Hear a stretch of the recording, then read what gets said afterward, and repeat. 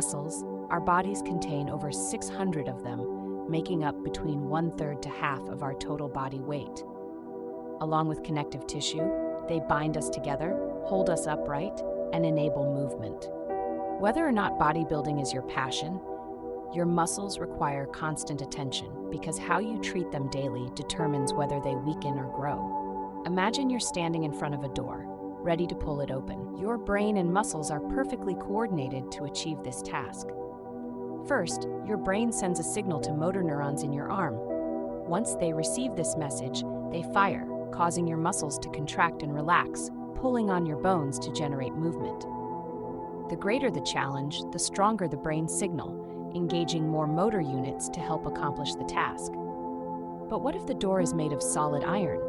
Your arm muscles alone won't generate enough force, so your brain calls for reinforcements. You plant your feet, tighten your core, and engage your back muscles to produce enough strength to yank it open.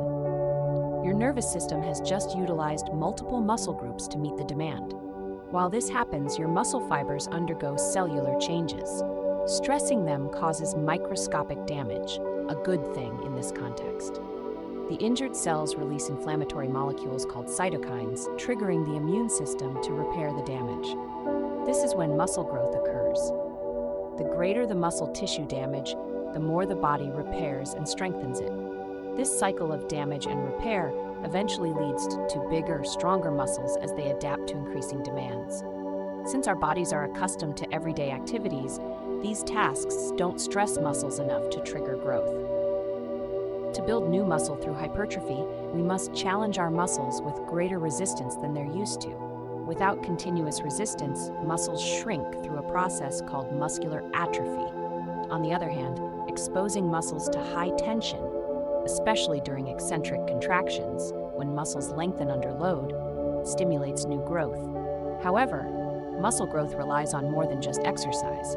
Without proper nutrition, hormones, and rest, the body can't effectively repair damaged fibers. Dietary protein is essential because it provides amino acids, the building blocks for new tissue. Adequate protein intake, along with hormones like insulin-like growth factor and testosterone, shifts the body into a state where it repairs and builds muscle. This crucial process occurs mainly during rest, particularly during sleep. Factors like age and gender influence muscle repair, which is why young men who naturally produce more testosterone have an advantage in muscle growth. Genetics also play a role. Some individuals have stronger immune responses to muscle damage, allowing them to repair and replace fibers more efficiently, increasing their muscle building potential. Ultimately, the body adapts to the demands placed upon it. If you challenge your muscles, fuel them properly, rest, and repeat the process, you'll create the ideal conditions for strength and growth. Just like in life, meaningful growth requires challenge and stress.